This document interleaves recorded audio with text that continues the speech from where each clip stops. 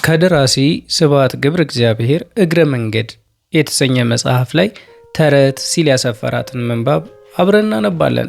ተረት። አሁን ደግሞ ወደ ተረት ዓለም ብቅ ብለን እንመለሳለን። ንግሥት ሻህራዛድ ለንጉሥ ሻህሪያር 1001 ሌሊቶች አከታትላ ተረቶቹን ነግረዋለች። ከተረቶቹ 7ቱ የሲንድባድ መርከበኛውን አስደናቂ ጉዞዎች ይተርካሉ። ከ7ቱ አንዷን ልጻፍላችሁ።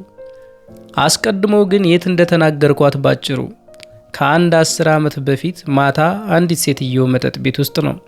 ሴትዮዋ የልጃቸውን ልደት በሻማ በከረሜላ በለስላሳ ኬክና 1 ደርዘን የሚሆኑ ጓደኞቿን በመጋበዝ እያከበሩላት ነው። አንዳንድ ወላጆችም መጥተዋል። ቴሌቪዥን ስላልነበረ ሳይሆን አይቀርም ልጆቹ ተረት እንድነግራቸው ጠየቁኝ። ተረት? አሁን ተረት ሊነግሩን ነው ተባባሉና ጸጥታ ሆነ። ምን አይነት ተረት አልኳቸው። የሚያስፈራ ወይስ የማያስፈራ? የሚያስፈራ አሉ ለመፍራት እየተዘጋጁ። በጥንት ዘመን ባግዳድ በተባለችው የሱልጣን ሃሩን አልራሺድ ድንቅ ከተማ ውስጥ የሚኖር ሲንድባድ የተባለ ነጋዴ ነበር። ይነግድና ሀብት ሲጠራቀምለት ንግዱ ይሰለቸዋል። ሁሉ ቀን ሱቅ መዋል፣ ዕቃ መሸጥ፣ ገንዘብ መቁጠር ስልችት ይለዋል። መርከብ ይገዛ ወይ ይከራይና ውዲቱን ባግዳድ ተሰናብቷት የባህር ላይ ጉዞውን ይጀምራል። አንድ ጉዞ ላይ ባግዳድን በለቀቁ በ2 ሳምንታቸው ማዕበል ተነሳ። ትልቅ ማዕበል። ጮኸው ጸሎት ቢያደርጉ መርከቢቱ ቀለል ብሏት እንድትንሳፈፍ ብለው ጓዞቻቸውን በሙሉ ወደሚገላበጠው ባህር ቢጥሉ አልሆነላቸውም። መርከቢቱም ሰዎቹም ሰምጠው ቀሩ። ሲንድባድ ብቻ ትረፍ ሲለው የመርከቢቱ አካል የነበረ አንድ ትልቅ የእንጨት ምሰሶ አጋጠመው። አላህን እያመሰገነ እንጨቱን ቅፍ አደረገውና እየተንሳፈፈበት ጥቂት ቀናት በረሃብና በውሃ ጥም ከተዘቃየ በኋላ አንዲት ደሴት ጋር ደረሰ። ተመስገን አላህ ምሕረት የማያልቅብህ እያለ ከልቡ እያመሰገነ ደሴቲቱን ረገጠ። ሲንድባድ በድካሙና በራቡ ላይ የደሴቲቱን ዳርቻ ብቻ ትንሽ ተዘዋውሮ አይቶ ፍራፍሬ በየአይነቱ የበቀለባት ምንጭ አላት መሆኑን ተገንዝቦ ፍራፍሬውን በልቶ ውሃውን ጠጥቶ አይመጣፈቱ አላህን አመስግኖተኛ። ደሴቲቱ ሰው ያለባት አትመስልም። ሲንድባድ ተኝቶ አርፎ በቅቶት ተነሳ። የት እንዳለ ወዲያውኑ ታወቀው። ደሴቲቱን ዞሮ አያት፣ ፈተሻት። ከነ ፍራፍሬዎቿ ከነ ምንጮቿ ገነት ናት። ደግሞ ማንም ሰው ወይ የዱር እንስሳ የለባትም። ወፎች ብቻና ባህሩ ውስጥ አሳዎች። ሲንድባድ ምናልባት ከሩቅ መርከብ ሲያልፍ ቢያይ መርከቡ ውስጥ ያሉ ሰዎች እንዲያዩትና መጥተው እንዲወስዱት በማለት ትንሽ ጉብታ ላይ ትልቅ የደረቅ እንጨት ክምር አዘጋጀ። መርከብ ሲያይ እንጨቱን ይለኩሳል። ጭሱ ከሩቅ ይታያል። ሲንድባድ ምንም መርከብ ሳያይ ሳምንት አለፈ።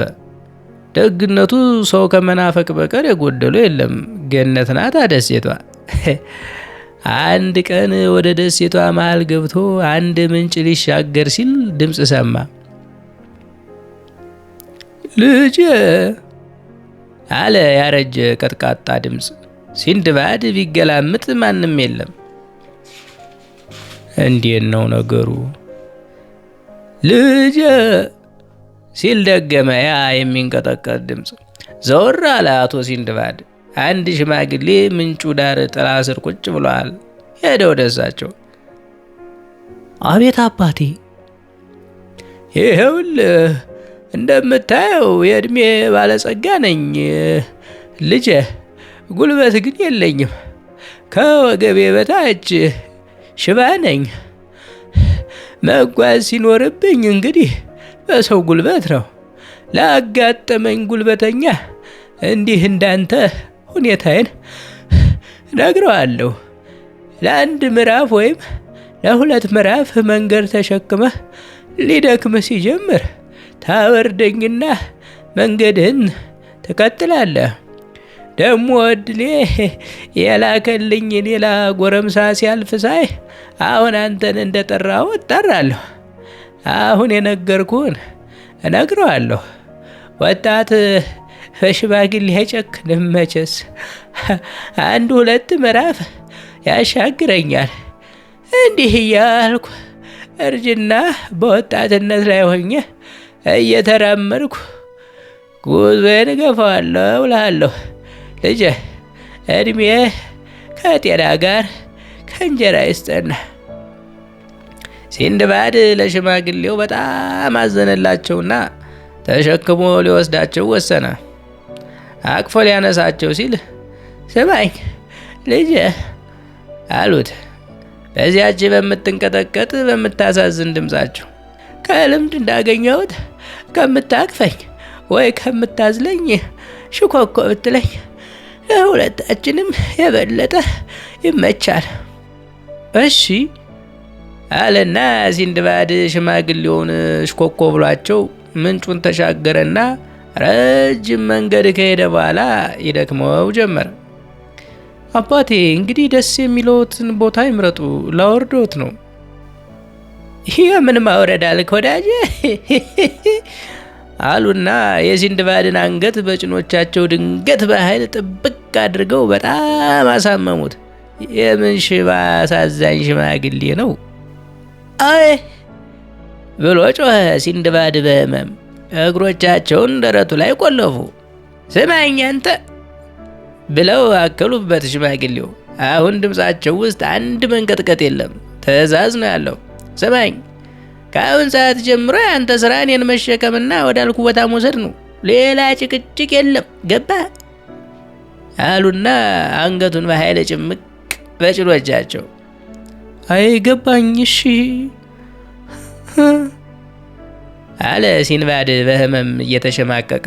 ውስጡን እድሉን እየረገመ ከሞቀው የባግዳድ ሱቅና ቤቱ ጥፋ ሂድ ብሎ እዚያ ያደረሰውን ቀልቃላ ኮከቡን እየረገመ ሲንድባድ ሽማግሌውን ሽኮኮ እንዳለ እየሄደ ውሎ ለመኝታ እሳቸው ወደ መረጡበት ቦታ ሄዶ ተኛ። ሽማግሌው እንደተጠመጠሙበት ሁለቱም ይተኛሉ። ሽማግሌው ሲንድባድ ላይ እንደተጠመጠሙ ለቀጭኑም ለወፍራሙም ሽንት እንኳን ሳይወርዱ እዚያው ትከሻው ላይ እየለቀቁት ቀናት አለፉ፣ ሳምንታት አለፉ፣ ወራት አለፉ። ግማቱስ አፍንጫ ቻይ ነው፣ እንደምንም ይለመዳል። የሲንድባድ ትከሻውና ጀርባው ተመላለጠ፣ በሸኑበት ቁጥር ያቃጥለዋል። እንዲህ ሲል ከሲንድባድ ስቃይ በስተቀር ደሴቲቱ ገነት ናት መቼስ።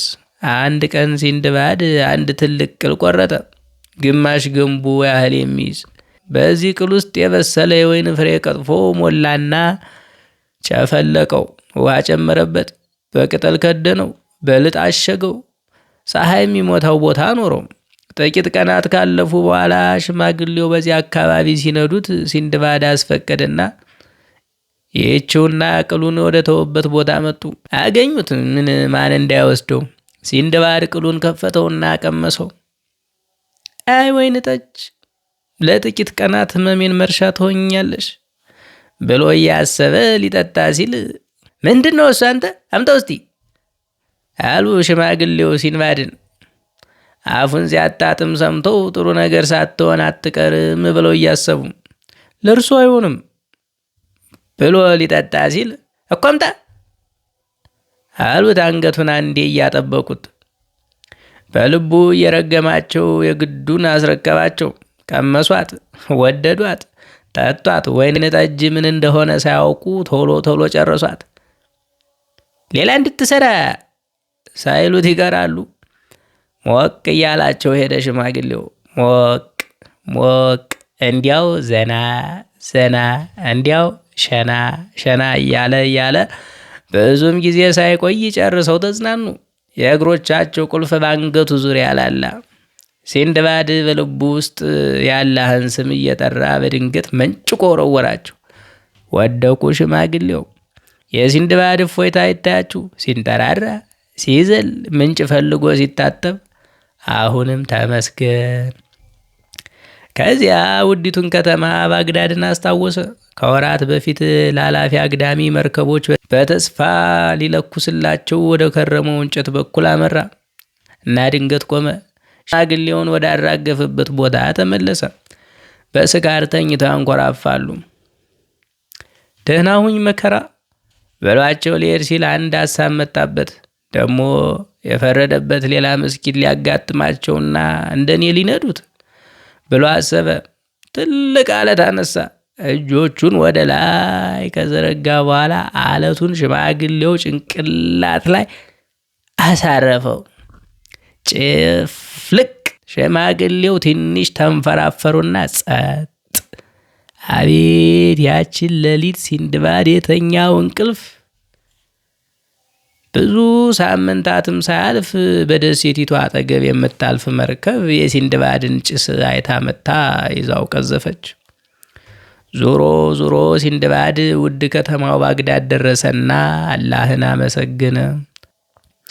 ተረቷና ልጆቹ ገና ሳይላቀቁ ከኋላ የነበሩ አንድ ሰውዬ አንጀቴን አራስከኝ፣ አንጀቴን አራስከኝ አሉኝ ዝቅ ባለ ድምፅ። እንዴት አልኳቸው። እኔ ተረቱን የነገርኩ ለልጆች፣ የእሳቸው አንጀት ደግሞ ምን አገባው? ሰክሮ አውርዶ መጨፍለቁ አሉኝ ሰውየው። እኛም እንደዚህ አውርደን ባንጨፈልቀው ምን አለ በለኝ። በዛው ከንፈራቸውን ነከሱ። ምኑን መቻጣኸው? አይ እናንተ ጋዜጠኞች! የተንኮል ፈገግታ አሳዩኝ። አሁን ገና ገባኝ። ስለ ደርግ መንግስት ኖሯል የሚያስቡት። ጥቅማቸው የተነካባቸው ከሚባሉት አንዱ ሳይሆን አልቀሩም። ተረቴን አንዱንም አልሰሙኝም። ይህ ተረት ከብዙ ዓመት በፊት በአረበኛ የተነገረ ነው። እንዴት የዛሬን የእኛን ሀገር ሁኔታ አነጻጽሮ አሽሙር ሊነገር ይችላል? እዚህ ላይ አይደለም ሚስጥሩ። የተማረ ይግደለን። አረባኮት ጨርሶ አይገናኝም። የሚያገናኘው ቢኖርስ? አይ እናንተ ምሁራን! አንድ ሌላ ተረት ሁለት እንዲሆን እያሉ ልጆቹ ከሰውየው ገላገሉኝ ለጊዜው። በኋላ ግን ይህ ሰውዬ ብዙ አሳሰበኝ። ሳንሱር ማስፈለጉ ለእንዲህ አይነቱ ሰው ይሆን እያልኩ አስባለሁ። ወይስ የሻህራዛድ ተረት እንኳን እዚህ ሀገር ከተነገረ ፖለቲካዊ ይዘት ማዘሉ ላይ አይቀርለት ነው። ሚያዝያ 23 ቀን 1986